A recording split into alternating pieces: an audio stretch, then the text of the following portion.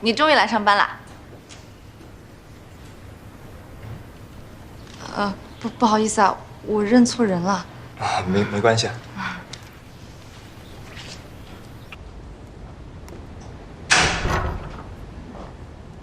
哎，今天这么早就来了？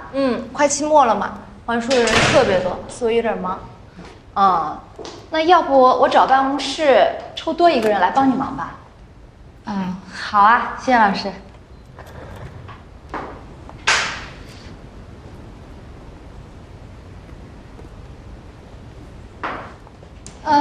黄老师，怎么了？那个赵范舟是不是不来上班了呀？不是啊，他最近在跟着导师做项目，请假了。原来是请假了呀，我以为他辞职了呢。没有，请假而已。好。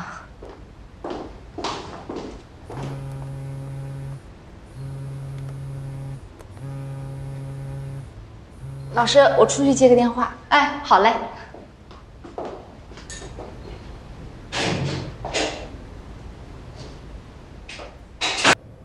你被放出来了？还没呢。都让你好好改造了，你还不听？别闹了，我偷偷跑出来给你打电话的。要是被老师发现了，我可就惨了。哎，对了，明天的侦探艺术节你知道吧？我当然知道啊，我这不是抢不到票吗？巧了，我抢到了2张票。蔡雅思，我尊敬你，我以后再也不说你抠门了。你不仅不抠门，你连窗户都不抠。那我们明天展会见，你出了门就给我打电话，我从这边过去，可近了。好嘞，我到时候在门口恭候你的大驾，帮你铺好红地毯。你这变脸变的可真够快的。不说了，我先回去了。小心慢走啊，吃好穿暖，万寿无疆哦。